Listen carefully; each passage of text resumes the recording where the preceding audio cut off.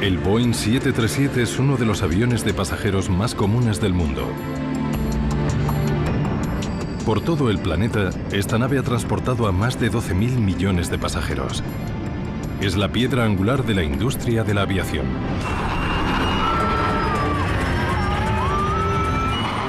Pero en 1991 algo ocurrió a bordo de un 737 que conmocionó a todo el sector de la aviación. ¡Dios mío! Un accidente mortal que mantuvo en vilo a los investigadores. Hubo momentos en que llegué a dudar de que lográramos resolverlo. Fue como perseguir a un asesino en serie. La búsqueda de respuestas se prolongó durante 10 largos y duros años. El destino del sector de la aviación estaba en la cuerda floja. Hizo falta que murieran más de 150 personas para resolver el misterio.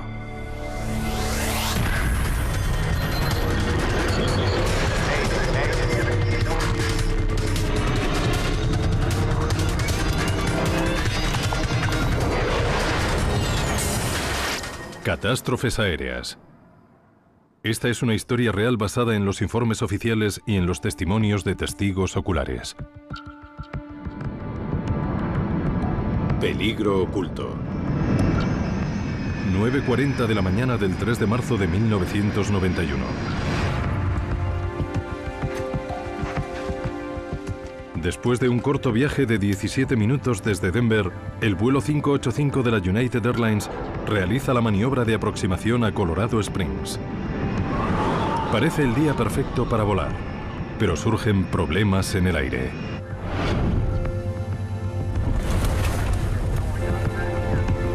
¡Qué buen día! Qué raro que el cielo esté tan agitado. Durante el vuelo, las turbulencias han sido violentas y las predicciones del tiempo sobre Colorado Springs dan fuertes ráfagas de viento. Nunca he llegado a Colorado Springs sin que se me revolviera el estómago. A los mandos, el capitán de 52 años Harold Green, un piloto con 20 años de experiencia y una magnífica reputación. La copiloto de Green es Patricia Aitson, una de las primeras asistentes de vuelo femeninas de la historia de la United. Señores pasajeros, prepárense para el aterrizaje.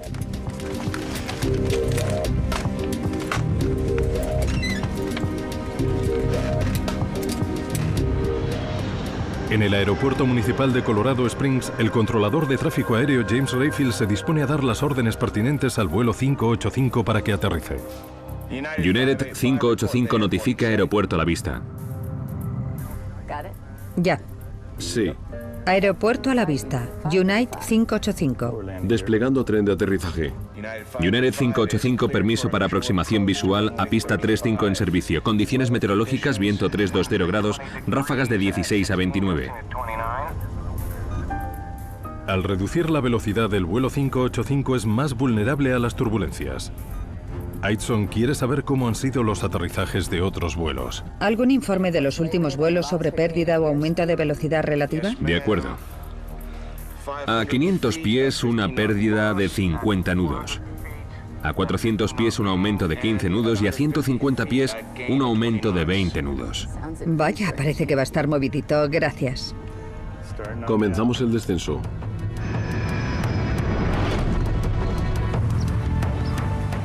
A menos de 3 kilómetros del aeropuerto, el policía jubilado Harold Darnell va de camino al mercadillo local. A 1 kilómetro por encima de él, Green y Aitson se afanan en mantener constante la velocidad en el descenso. Aquí tenemos un cambio de 10 nudos. Lo sé, hay que emplear mucha potencia para mantener la velocidad relativa. Cuando el United 585 se acerca a la autopista, Darnell ve algo extraño. ¿Pero qué narices es eso? Salida de la nada, una potente ráfaga de aire azota su vehículo, casi levantándolo de la carretera. De nuevo otros 10 nudos. Flaps a 30. Desde la torre de control, James Rayfield puede ver la maniobra de aproximación final del vuelo 585. El avión se acerca al aeropuerto y en la bajada aumentan los botes. Estamos a 1000 pies. De repente, inesperadamente, el 737 entra en una espiral fuera de control. ¡Dios, nos da la vuelta! Flaps a 15. ¡15! ¡Oh, no! ¡Dios mío, Dios mío, Dios mío!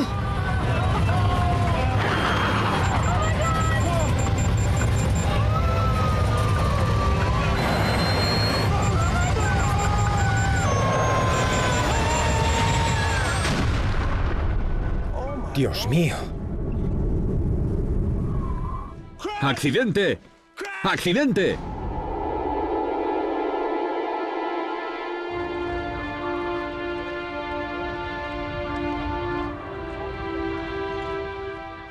Los equipos de rescate llegaron en apenas unos minutos, pero no quedaba ni rastro del 737. Los restos desvencijados del avión de 38 toneladas yacían enterrados en torno al cráter formado por el impacto, ennegrecido por el fuego. No me dio la sensación de que el avión patinara ni botara. Parecía que iba aterrizando normalmente. Cayó totalmente en picado y en el mismo sitio en el que cayó, se quedó. Entonces llegué aquí y fue cuando vi ese espectáculo tan horrible. No hubo supervivientes. Los 20 pasajeros y los 5 miembros de la tripulación murieron instantáneamente por efecto del impacto a gran velocidad y la explosión del combustible. En 10 espeluznantes segundos, Colorado Springs se había convertido en el escenario de uno de los accidentes de avión más intrigantes de la historia de la aviación.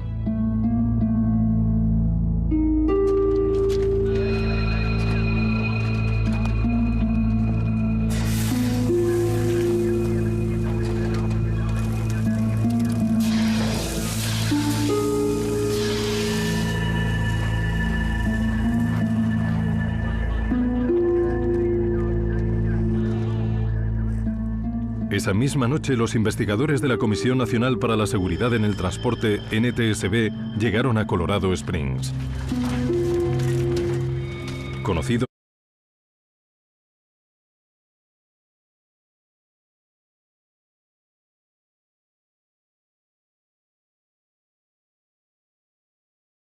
dentro de NTSB señalan los restos de metal en amarillo en busca de pistas que les ayuden a resolver el misterio del 585.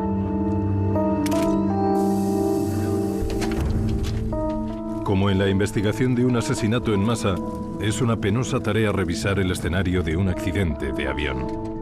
Entre los investigadores asignados al caso se encuentra Malcolm Brenner, un especialista en comportamiento humano. Su misión consiste en averiguar si el accidente estuvo provocado por un error del piloto. La policía había acordonado el área y había camiones del Ejército de Salvación. Me dieron una taza de café o de chocolate y cuando se lo agradecí, me dijeron que no, que gracias a mí.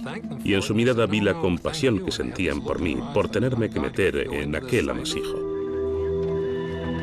Las pistas sobre el fatal sino del United 585 se escondían destrozadas en un inmenso agujero negro. El fuselaje se había arrugado como un acordeón contra el cráter del impacto. El resto del avión está desperdigado por piezas en un área más pequeña que un campo de fútbol. El incendio había provocado muchos daños. Todo estaba concentrado en una zona relativamente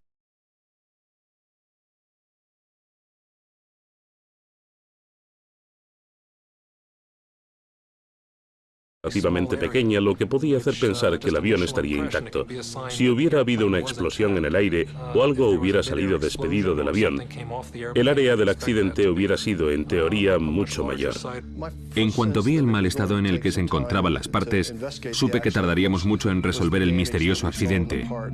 Cuando las piezas están quemadas y rotas, el proceso siempre se prolonga más. Pero con la investigación apenas comenzada, los miembros de la NTSB no podían sospechar que el caso del United 585 se convertiría en la investigación de un accidente aéreo más larga de la historia de la aviación.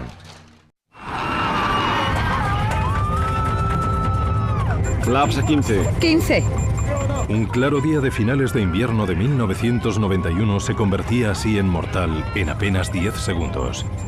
A unos instantes de aterrizar en Colorado Springs, el vuelo de la United Airlines 585 cayó del cielo a 370 kilómetros por hora. ¡Accidente! ¡Accidente! Los 20 pasajeros y los 5 tripulantes del avión murieron. La Comisión Nacional para la Seguridad en el Transporte inicia entonces una meticulosa labor de investigación del accidente. Las turbinas del motor, las válvulas de presión hidráulica, la grabación de la voz en cabina y la grabación de los datos en vuelo se extraen del escenario del impacto, se fotografían y se envían al laboratorio para ser analizados. Un primer paso esencial en cualquier investigación de este tipo es el análisis de la grabación de la voz en cabina. Las posibilidades de que las catástrofes aéreas se deban a un error del piloto son de un 70%. La misión de Malcolm Brenner ahora es determinar en qué medida afectó la acción de los pilotos Green y Aitson al accidente. La tripulación era, y eso me pareció en el momento, una de las más preparadas con las que me había encontrado. Para liberar la tensión recurrían al sentido del humor. El capitán dijo: Nunca he llegado a Colorado Springs sin que se me revolviera el estómago. La primera asistente sugirió aumentar un poco la velocidad como margen de seguridad extra. El capitán estuvo de acuerdo, estaban muy bien compenetrados. ¿Ya? Sí. Aeropuerto La Vista, Unite 585. Desplegando tren de aterrizaje.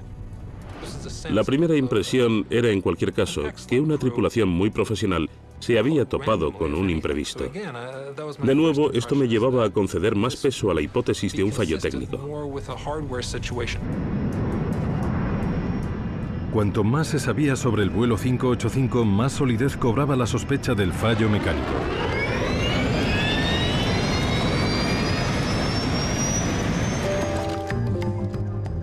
Cada vez cobraba más vigor la posibilidad de que el avión hubiera sufrido un problema catastrófico en los controles de vuelo.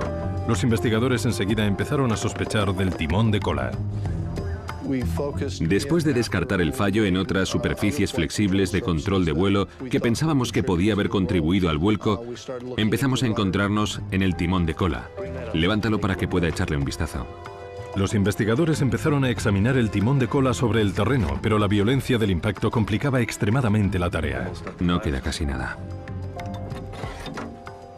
La mayor parte de las piezas del avión estaban demasiado dañadas o quemadas como para realizar pruebas con ellas. Pero aún quedaba un componente vital razonablemente en buen estado, la unidad de control de potencia o PCU por sus siglas en inglés. Utilizada constantemente durante el vuelo y sobre todo para los aterrizajes, la PCU funciona como la dirección asistida de un coche.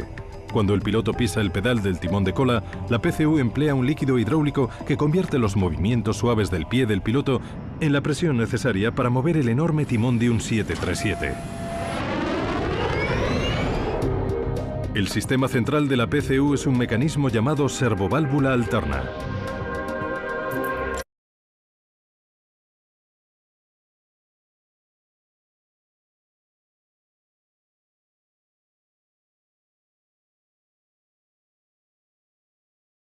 Conforma Como dos válvulas en una y genera toda una serie de movimientos que no se producen en una válvula hidráulica más convencional. Cuando el técnico abre la PCU encuentra briznas de metal flotando en el líquido hidráulico. El descubrimiento es inquietante. Estas partículas podrían haber atascado la servoválvula e impedido con ello que el piloto pudiera accionar el timón de cola del avión. La perspectiva es escalofriante. ¿Habría podido un fallo ínfimo hacer caer a plomo un avión de 38 toneladas? Para Phillips no era nada fácil de determinar. Aunque se encontraban en mejor estado que los demás restos, la PCU y la servoválvula también presentaban daños. El avión se estrelló y se quemó en un espacio muy pequeño y los elementos de control de vuelo y demás componentes que teníamos que estudiar, que analizar, presentaban múltiples daños. Cuanto peor sea el estado de los componentes, más difícil es tomar medidas y realizar las pruebas de rutina.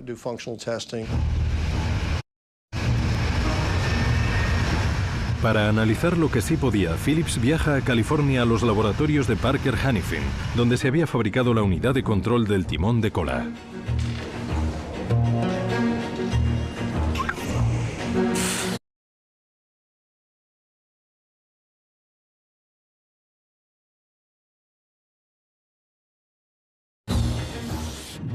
Las intrigantes briznas de metal que flotaban en las cámaras de la PCU se descartan como posibilidad. A Phillips le informan de que los filtros evitan que pasen a la delicada servoválvula que dirige el líquido y mueve el timón.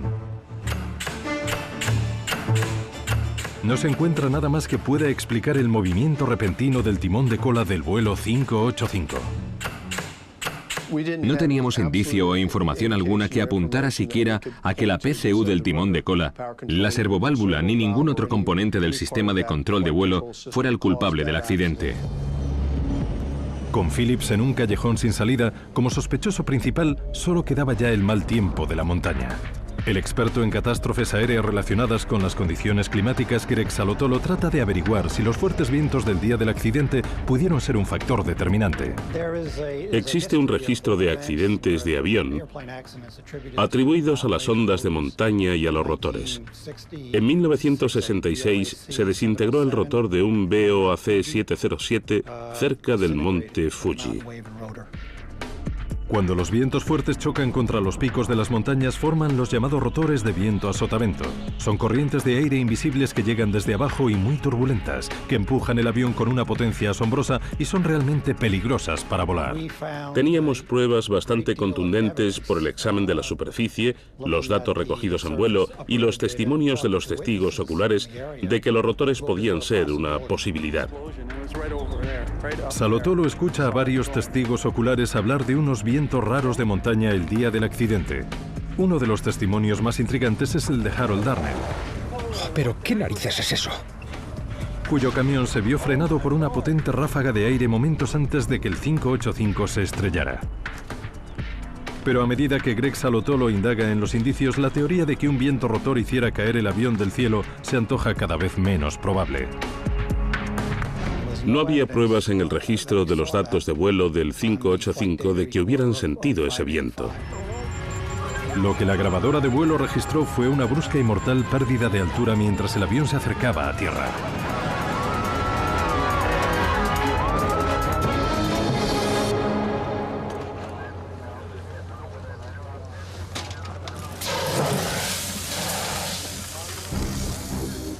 Habían pasado 21 meses desde que comenzara la investigación del accidente del vuelo 585 de la United Airlines. Casi 2 años en los que la NTSB había examinado la tripulación, el tiempo, el timón de cola y otros miles de indicios. Pero nada había dado resultado. Era la excepcional 4ª vez en la historia en la que la NTSB publicaba un informe que no llegaba a ninguna conclusión. La causa del accidente del vuelo 585 quedaba sin determinar. Habíamos empleado todo nuestro tiempo y esfuerzo en la investigación y seguíamos sin estar seguros de lo que había pasado. Era como seguir el rastro de un asesino en serie. Frustraba no haber resuelto el caso del 585 y no queríamos que nada parecido volviera a repetirse. Pero casi 2 años después de la publicación del informe, el asesino ataca de nuevo. Son las 7 de la tarde de un día claro y sin viento, y el vuelo 427 de US Air se acerca a Pittsburgh. El capitán Peter Germano y su primer asistente Chuck Emmett se disponen a ejecutar la maniobra de aproximación final. Señores pasajeros, estaremos en tierra en unos 10 minutos. El cielo está soleado y hay algo de niebla. Asistentes de vuelo, por favor, prepárense para aterrizar. Comprueben que tienen los cinturones bien abrochados. Gracias. US Air 309 desciende y manténgase a 6000. Al tiempo que se acercan al aeropuerto, los pilotos están pendientes de otro vuelo que va a unos 10 kilómetros por delante de ellos. Observando el tráfico, girando 100. User 427. Veo el chorro del reactor. Uf. Al pasar por la turbulencia que ha dejado el otro vuelo, el avión se vuelve repentina y peligrosamente hacia la izquierda. Sujétate, sujétate, sujétate. ¡Mierda! Ninguna de las acciones de los pilotos parece tener efecto alguno.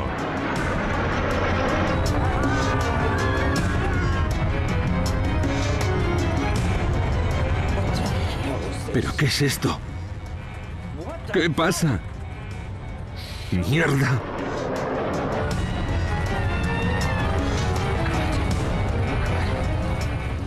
427, emergencia. Dios mío. ¡Arriba! ¡Arriba! Dios mío, no.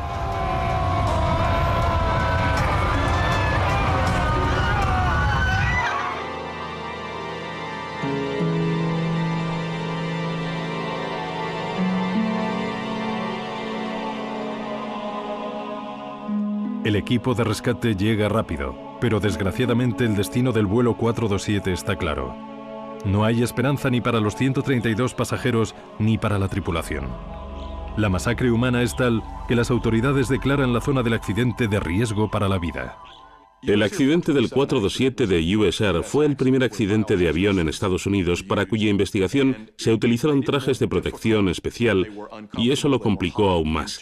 Eran incómodos y daban mucho calor. Desde entonces, cada vez que me pongo unos guantes de goma, recuerdo el accidente de Pittsburgh. El capitán John Cox, piloto de 737 y especialista en sistemas de vuelo de la Asociación de Pilotos de Líneas Aéreas, fue requerido para unirse al equipo de investigación del accidente del 427. Cuando los jueces de instrucción empiezan a recoger todos los restos humanos, el jefe de la investigación de la NTSB, Tom Hauter, presiente ya que la búsqueda de pistas será larga y costosa. Cuando llegamos al lugar del impacto no había avión por ninguna parte. Solo quedaban fragmentos, piezas del avión, pero nada que pudiera reconocerse a simple vista como un avión. Con la ayuda de los testigos oculares, la información del registrador de datos de vuelo y las cajas negras, los investigadores enseguida descubren escalofriantes similitudes entre el 427 y el caso sin resolver del 585 de la United. De hecho, parecían escenas reflejas. En la maniobra de aproximación final, el United 585 se gira hacia la derecha, mientras que el US Air 427 se giró hacia la izquierda. A ambas tripulaciones les cogió por sorpresa, y después de unos segundos aterradores, las dos aeronaves se habían estrellado en picado contra el suelo. Ciertamente todo el equipo tenía en mente el accidente anterior del 585 de la United en Colorado Springs, pero tratábamos de mantenerlo aislado para poder estudiar el nuevo caso en función de los hechos estrictos que se nos presentaban. A medida que avanza la investigación, la lista de similitudes crece. Los motores del 427 también estaban encendidos y funcionando en el momento del impacto. Sin embargo, entre tanta similitud, destacaba una relevante diferencia. Al contrario que en el caso del 585, en el del 427 de la US Air las condiciones climatológicas eran de lo más favorables. Señores pasajeros, estaremos en tierra en unos 10 minutos. El cielo está soleado y hay algo de niebla. Por la información del registrador de datos de vuelo, la nave se estaba aproximando a Pittsburgh. La noche era tranquila y no había turbulencias. Los pilotos estaban relajados y hablaban sobre el aterrizaje. Asistentes de vuelo, por favor, prepárense para aterrizar. Comprueben que tienen los cinturones bien abrochados. Gracias. Como hiciera en el caso del 585, Greg Phillips volvió a encabezar la investigación relacionada con los aspectos mecánicos del accidente. Casi inmediatamente hace un revelador descubrimiento. Milagrosamente, la mayor parte de la cola y del timón de cola del 427 de la US Air parecen intactas.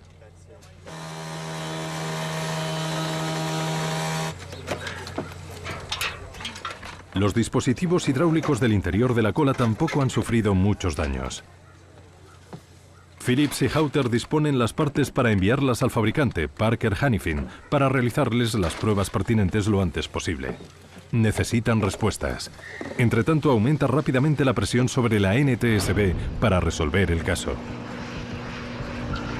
No solo las circunstancias de los accidentes del 585 y del 427 son espeluznantemente similares, sino que ambos aviones son del mismo tipo, Boeing 737. Aparte de las dudas graves que surgen acerca de la seguridad de los aviones, también están en riesgo miles de millones de dólares y quizá el destino de la propia industria de la aviación civil.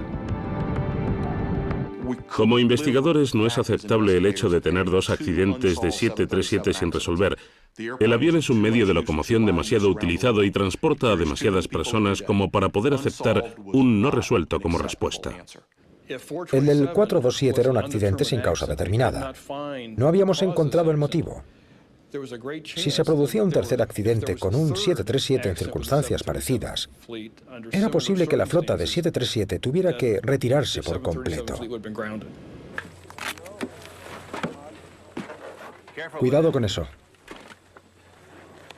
La investigación del accidente del 427 seguramente sea la más relevante de la historia de la NTSB, pero no fue nada fácil. Las respuestas estaban aún a años de distancia. En el breve espacio de 3 años, 2 Boeing 737 se habían estrellado en Estados Unidos sin dejar supervivientes. Aeropuerto a la vista, United 585. En ambos casos, los aviones estaban a unos minutos de aterrizar. Asistentes de vuelo, por favor, prepárense para Y aterrizar. en ambos casos, los aviones se encontraban en plena potencia, pero los pilotos no habían sido capaces de controlarlos. ¡Sube, sube! En el accidente del vuelo 585, los investigadores de la NTSB no habían logrado dar con la causa. Ahora buscaban las posibles pistas que pudiera ofrecerles un segundo accidente, el del vuelo 427 de la US Air. Como investigador jefe nunca quise ser indulgente conmigo mismo y permitir que la investigación quedara sin resolver. Seguiríamos en nuestro empeño, nunca detendríamos la búsqueda. Mientras tuviésemos dónde buscar, seguiríamos investigando. Si pretendían encontrar al asesino, la NTSB no podía permitirse descartar ninguna posibilidad. Desde la hipótesis del choque con pájaros planteada con el 427 hasta teorías aún mucho más extrañas, por no decir psicodélicas. Se plantearon la interferencia electromagnética, recibieron llamadas de gente que decía que podía tratarse de rayos letales rusos, consideraron todas las hipótesis. Hubo un par de testigos que afirmaron haber visto al avión descender repentinamente y planear antes de estallar, pero no los tuvimos en cuenta. Pero la principal sospechosa de la investigación era la servoválvula alterna, parte de la unidad de control de potencia que acciona el timón de cola del 737 y de la que también se sospechaba en el accidente del United 585. La válvula estaba fabricada por Parker Hannifin. En su laboratorio en California, los investigadores analizaron la principal cavidad de la unidad de control de potencia de vuelo de la US Air. Como en el primer accidente, también encontraron diminutas briznas de metal flotando en el líquido hidráulico, pero una vez más, Parker y Boeing explicaron su argumento. Los filtros diseñados para evitar que cualquier resto o residuo interfiriera con los delicados deslizamientos metálicos habían realizado su función. El investigador Greg Phillips quiere estar seguro del todo.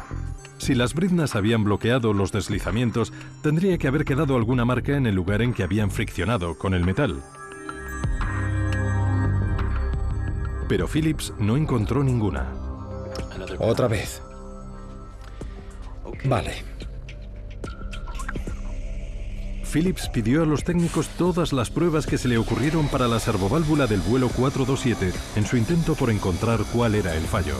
Si lograba encontrar alguno, quizá podría explicar por qué 2 aviones se habían caído del cielo. Pero la búsqueda resultó infructuosa. La unidad pasó todas las pruebas de funcionamiento.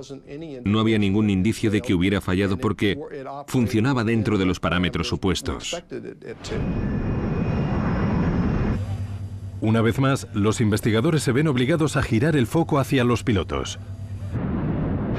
Por los datos aportados por el registrador de información de vuelo, los investigadores sabían que el timón de cola de los aviones había girado bruscamente hacia un lado, lo que se conoce como timón de cola a tope. Definitivamente nos concentramos en el timón de cola, en el giro a tope del timón de cola, un movimiento completo durante unos 20 segundos. Pudo haber sido causado por un fallo técnico, algo desconocido, o por un fallo del piloto. El primer oficial, Chuck Emmett, que volaba en el 427, pisó fuerte el pedal del timón de cola y lo mantuvo pisado mientras el avión impactaba contra la tierra.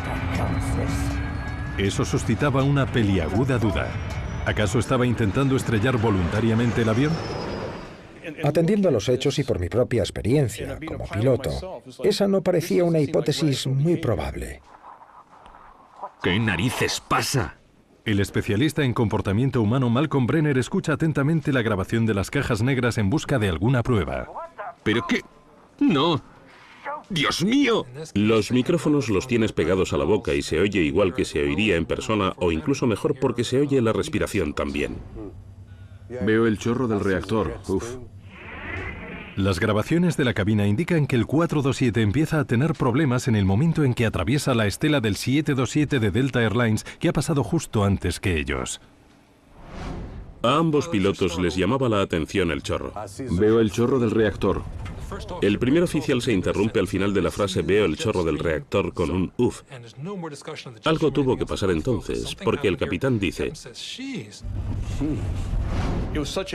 Había sido un vuelo muy tranquilo, pero se produjo un bote repentino que no habían previsto. Entonces es cuando los pilotos toman inmediatamente los mandos y accionan el timón de cola.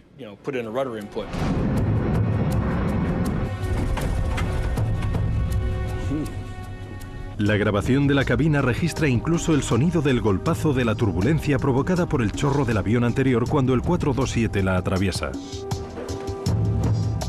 Al toparse con la turbulencia, Brenner oye algo raro. El primer oficial Emmett empieza a resoplar.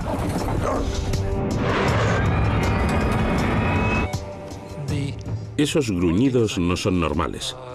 Los mandos están diseñados para que los pilotos no tengan que hacer fuerza ni gruñir, así que cuando un piloto resopla es una señal de emergencia.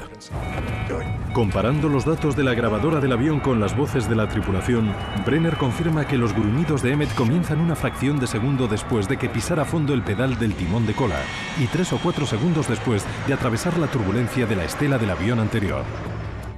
¿Qué pasa? ¡Socorro! En sí misma la grabación de las cajas negras aclara muy poco, pero parece evidente que la tripulación no trató de estrellar el avión. Algo pasó que los cogió por sorpresa. Reaccionaron lo más rápido posible, pero nada de lo que hacían parecía resultarles. ¿Pero qué narices pasa? Casi 2 años después del accidente del 427, la investigación seguía estancada. Ya eran 2 los 737 que se habían caído en picado inexplicablemente y en circunstancias similares, y los investigadores aún no sabían por qué. La frustración nos invadía poco a poco a medida que los meses se tornaban en años. ¿Qué estaríamos pasando por alto? Al final el esfuerzo les pasó factura en sus vidas cotidianas. Trabajaban muchísimas horas y no conseguían desconectar. Estábamos poniendo en duda un avión cuya fiabilidad venía avalada por un largo historial de seguridad. Durante 30 años había demostrado ser un avión magnífico, y nosotros estábamos tratando de encontrarle el fallo al que hasta el momento era el buque insignia de la aviación. Desde luego que lo tenía en la mente. En un momento determinado, tuvo pesadilla. El rastro de las pistas cada vez más disipado, los investigadores necesitaban un empujón en el caso y rápido. Eastwind 517, permiso para aterrizar.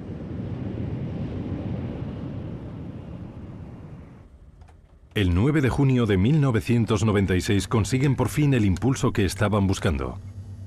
El capitán Brian Bishop se dispone a ejecutar la maniobra de acercamiento final al aeropuerto de Richmond, Virginia, cuando de repente el avión se gira bruscamente hacia la derecha.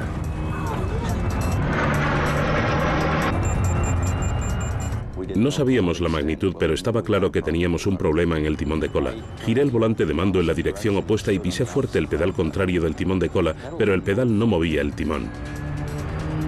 Durante más de 30 segundos el 737 voló precariamente sobre el lado derecho, mientras Bishop intentaba por todos los medios que el avión no se diera la vuelta. Entonces, de repente, las fuerzas desconocidas que actuaban sobre el avión se disiparon, permitiendo que la nave recuperara su posición horizontal normal.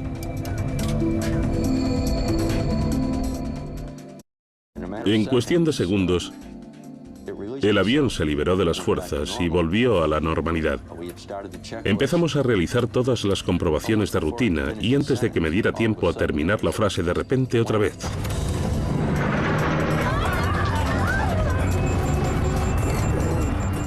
Por segunda vez, una fuerza vuelve a poner de lado el 737. Durante otros 30 paralizantes segundos el avión cobra vida propia. Pero de nuevo, tan sorprendentemente como se había producido, el efecto desapareció y el avión dejó de girar. Después de la segunda vez miré al primer oficial y le dije: declara la emergencia. Informa al controlador de que tenemos problemas con el control de vuelo.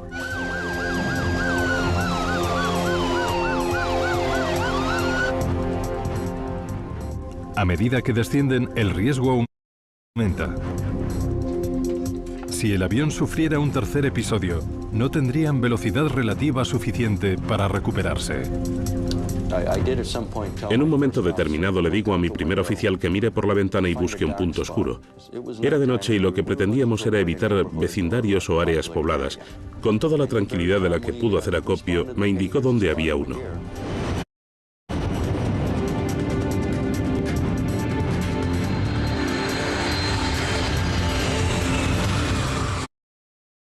Pero no hubo tercer episodio.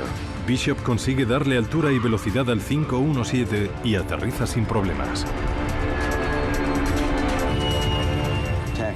Rodando por la pista de aterrizaje es cuando me doy cuenta de que me tiemblan las piernas. Cuando detuvimos el avión, cogí el micrófono para tratar de explicar al pasaje qué había ocurrido.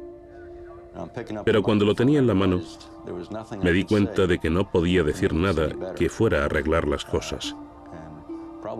Por primera vez en mucho tiempo me quedé sin palabras, así que apagué el micrófono y lo dejé pasar. Pero Bishop no iba a quedarse sin habla durante mucho tiempo. Al día siguiente, el equipo de investigación llega a Richmond. La grabadora de datos de vuelo estaba intacta, el avión intacto, así que nos abalanzamos sobre ello. El avión no se movió. Lo habíamos dejado en la misma posición en que aterrizó hasta que llegásemos nosotros. Había muchos miembros de la FAA y muchos investigadores de la NTSB y todos querían hablar con nosotros. Para la NTSB fue el lance que necesitaban porque milagrosamente tenían un 737 que había sufrido un percance con el timón de cola, pero estaba intacto, y tenían a un piloto que estaba vivo y que podía contarle su experiencia. Creo que se alegraban más de que se hubiera salvado el avión de que me hubiera salvado yo. Supongo que el avión les daba más material para investigar de lo que jamás hubiera podido darles yo. Los investigadores de la NTSB no tardaron en darse cuenta de que lo que había ocurrido a bordo del vuelo 517 de la Icewind se parecía preocupantemente a lo sucedido con los vuelos 427 y 585. Si lograban averiguar por qué el 737 de Bishop había girado sobre sí mismo, quizá terminaran de esclarecer esos dos misteriosos y fatales accidentes. Cuando les preguntamos qué había pasado, nos dijeron que algo raro le había ocurrido al pedal del timón de cola, que el pedal no bajaba, que por más que intentaba pisarlo no podía bajarlo. Dios mío. Con el testimonio en primera persona de Bishop, los investigadores se pusieron inmediatamente con los controles del timón de cola. Quitaron la unidad de control de potencia para inspeccionarla y hacerle 1 y 1000 pruebas. Para frustración de todos, la unidad funcionaba perfectamente. Probamos el avión tal cual. Estaba intacto. Lo revisamos de cabo a rabo. Hicimos pruebas de vuelo con él y las pasó todas. Después de 5 años buscando pruebas, un tercer y misterioso percance con el timón de cola de un 737 y un piloto vivo como testigo de excepción. A Tom Hauter se le seguía escapando la prueba que necesitaba para resolver el caso. Así las cosas, decide exprimir un poco más a su principal sospechoso, los controles del timón de cola del vuelo 427. Un colega me mencionó una prueba que hacían en el ejército que consistía en someter la unidad a un contraste térmico, es decir, el accionar a una temperatura muy baja y el líquido hidráulico a temperatura muy alta. Así la pieza reaccionaba de forma muy extraña. Decidimos someter la unidad a la prueba del shock térmico, una prueba que implicaba condiciones cuanto menos extremas. El 26 de agosto de 1996, en Valencia, California, los investigadores de la NTSB se reúnen para ser testigos de la tortura a la que se va a someter a la PCU del 427 de la US Air. Después de sumergirla en hielo seco, la PCU es rociada con gas de nitrógeno para simular las temperaturas de menos 40 grados a 10.000 metros. A continuación, le inyectan rápidamente un líquido hidráulico sobrecalentado y le dan la orden para que empiece a funcionar.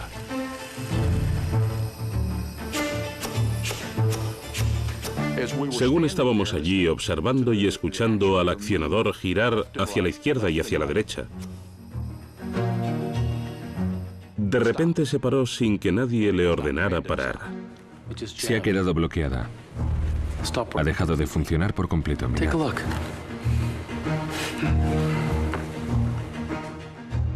El investigador de sistemas Greg Phillips ordena que se retire la válvula y se examine en busca de rozaduras, pero no tenía ninguna.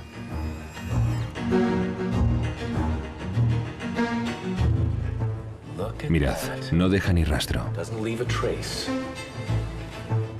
Es un avance decisivo en el camino hacia la resolución del crimen casi perfecto. No solo habían demostrado que la válvula que controlaba el timón de cola podía atascarse, sino que si lo hacía sin dejar rastro. Tom Hauter y su equipo habían descubierto que la pequeña válvula hidráulica que controla el timón de cola del avión comercial más popular se podía atascar en determinadas circunstancias. Es un descubrimiento estremecedor, pero por increíble que parezca, a los investigadores aún les esperaba otra sorpresa.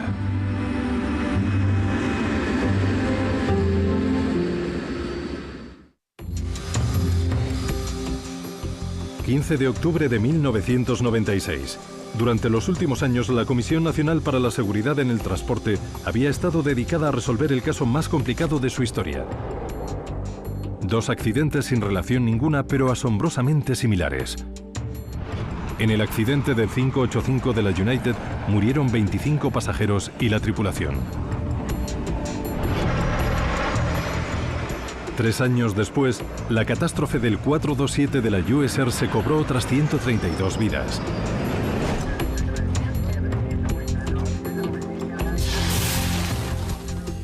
Ahora, después de examinar cientos de pistas, los investigadores topan por fin con un asombroso descubrimiento. Una nueva prueba revela que bajo las condiciones precisas, la válvula hidráulica que mueve el timón de cola del 737 puede atascarse. Se ha bloqueado. Pero las sorpresas no se habían terminado.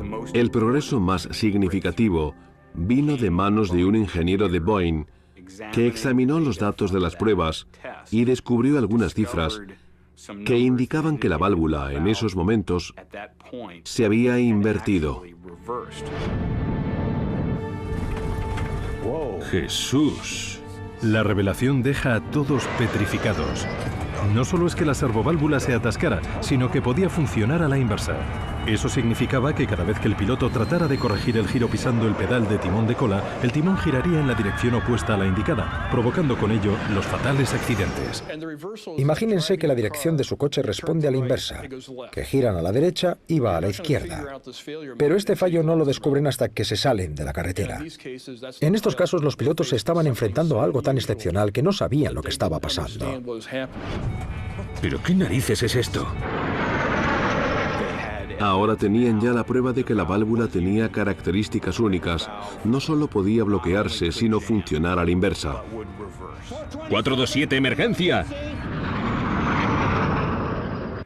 Eso explicaría por qué el primer oficial, Chuck Emmett, llevaba todavía el pie en el pedal del timón de cola, porque no entendía por qué el avión no iba hacia la derecha y sentía que estaba virando a la izquierda. Al final, Chuck Emmett pisó a fondo con la esperanza de que el timón de cola lo sacara del remolino mortal. Desgraciadamente, no tenía manera de saber que estaba dirigiendo la nave derecha contra el suelo.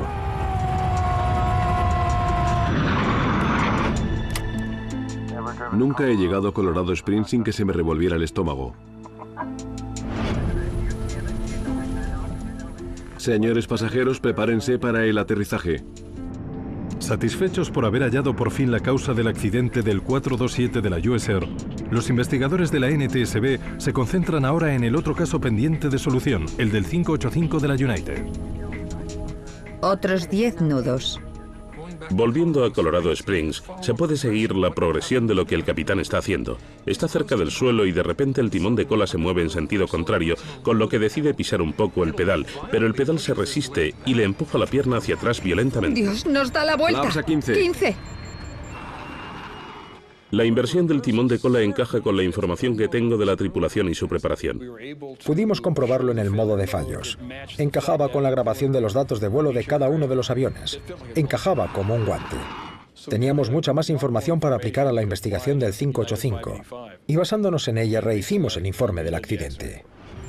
Dios mío, Dios mío. Desde que se invierte el timón de cola hasta que se produce el impacto pasan menos de 10 segundos. la tripulación del vuelo 585 no tiene posibilidad de salvar ni al avión ni a los pasajeros. Después de las conclusiones de la investigación, se tomaron medidas drásticas para mejorar la seguridad del 737 y de todo el sector de la aviación. Se elaboraron nuevos protocolos de entrenamiento para ayudar a los pilotos a reaccionar ante incidentes inesperados en vuelo. En la flota de 737, a los pilotos se les forma ya para que sepan actuar frente a movimientos extremos o inversiones del timón de cola. En el accidente del 427 de US Air, si la tripulación hubiera tenido la información de la que disponemos hoy en día, creo que hubieran logrado aterrizar sanos y salvos en Pittsburgh. La FAA también ordenó a Boeing que rediseñara la servoválvula alterna del timón de cola para eliminar la posibilidad de que se invirtiera. Boeing se gastó cientos de millones de dólares en sustituir las válvulas de miles de 737 en todo el mundo. Lo último que queremos es que a la NTSB se le quede un caso sin resolver porque eso anula nuestra posibilidad de realizar los cambios para mejorar la seguridad. Como resultado de las conclusiones de los informes de los accidentes del 427 y del 585, hoy tenemos una flota de 737 mucho más segura.